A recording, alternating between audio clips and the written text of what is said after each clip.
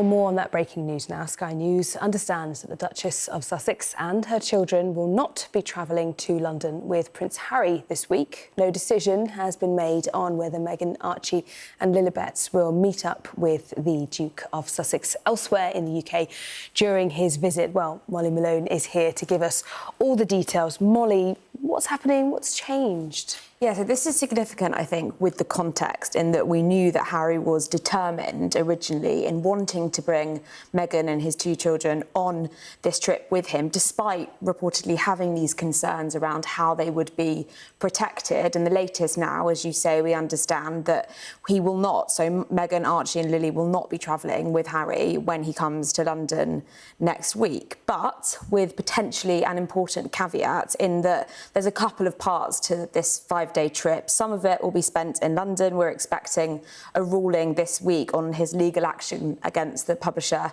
of the Mail newspaper in London. That's expected, so he'll be expected to be attending that in some form. And then he's also here to mark celebrations around the Invictus Games in Birmingham. So I say it's a caveat because it's not clear, for example, whether they could join him outside of London, whether they could perhaps stay in a royal residence outside of London. It's not clear whether they could be on part of the trip, just not perhaps in the London part. But it's significant, I think, for a couple of reasons. One, on a family level, his two grandchildren haven't seen their grandfather, the king, in over 4 years, and there's been lots of speculation about when that would happen. Would this trip be the moment for that to happen? And then two, of course, there's been this ongoing row over Prince Harry's security more broadly. There were reports last week that he lost this request for police protection on this trip, that request had been turned down, that only adding to what has been years, really, of this ongoing row over his security. He lost that battle with the government last year over his security